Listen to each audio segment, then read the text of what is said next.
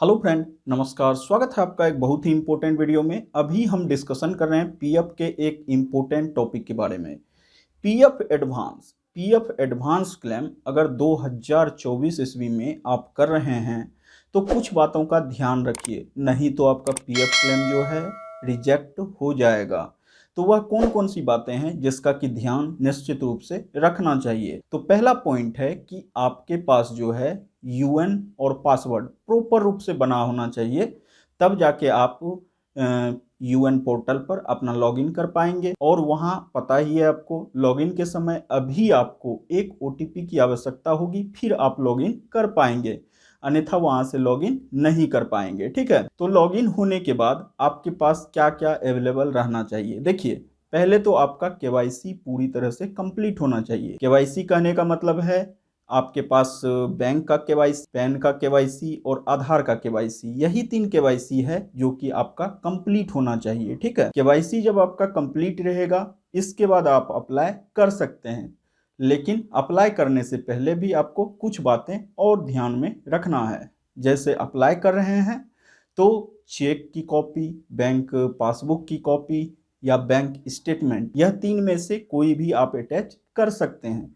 लेकिन यहाँ एक केस है कि अगर आप पासबुक की कॉपी अटैच कर रहे हैं तो वह पूरा प्रिंटेड रहना चाहिए और क्लियरली विजिबल रहना चाहिए। ठीक है, अगर पूरी तरह से विजिबल नहीं रहेगा तो आपका जो है वह क्लेम रिजेक्ट हो जाएगा। दूसरी बातें हैं कि आप चेक की कॉपी अगर डाल रहे हैं तो चेक भी प्रिंटेड होना चाहिए, और खास करके आपका नाम प्रिंटेड रहना चाहिए। नाम जब तक प्रिंटेड नहीं रहेगा आपको प्रॉब्लम क्रिएट होगी। ठीक है, तो नाम भी प्रिंटेड रहना जरूरी है। तो 2 पॉइंट हो गया। इसके बाद तीसरा जो इम्पोर्टेंट पॉइंट है, अगर आपके पास ना बैंक का चेक है ना पासबुक है तो उस केस में आप बैंक के जो है स्टेटमेंट निकाल सकते हैं, और स्टेटमेंट पर ब्रांच का सील और साइन किया हुआ होना चाहिए, तब जाके आपका जो है क्लेम पोर्टल पर सेटलमेंट होगा, अन्यथा आपका रिजेक्ट हो सकता है। ठीक है, तो इन सारी बातों को ध्यान में रखिए।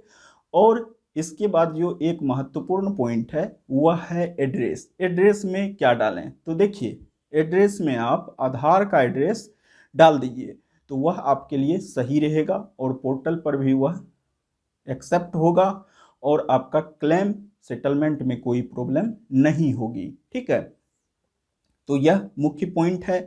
इसके अलावे अगर आप कह रहे हैं कि कितना मतलब कि साइज रहना चाहिए बैंक चेक पासबुक, और आप जो चेक की कॉपी या स्टेटमेंट जो भी लगा रहे हैं उसका कितना साइज होना चाहिए, जेपीजी इमेज ही लगता है, 500 से कम होना चाहिए, 500 केबी से कम होना चाहिए, तब आपका जाके वह पोर्टल पर एक्सेप्ट होगा, और पूरी तरह से क्लियर होना चाहिए। यह बात हम इसलिए बार बार बोल रहे हैं कि बहुत सारे लोगों का क्लेम इसी कारण से रिजेक्ट हो रहा है। ठीक है, कि उनका पासबुक ही कुछ दिखाई नहीं दे रहा है, जो वो स्टेटमेंट डाल रहे हैं वह भी देखने में प्रॉब्लम हो रही है। ठीक है, तो बस यही एक इम्पोर्टेंट जानकारी थी। वीडियो को ज़्यादा से ज़्यादा शेयर कीजिए। चैनल पर पहली बार आए हैं तो सब्सक्राइब निश्चित रूप से कर लीजिए। चलिए मिलते हैं एक और वीडियो में। अपना ख्याल रखिए, खुश रहिए, बाय बाय, जय हिंद।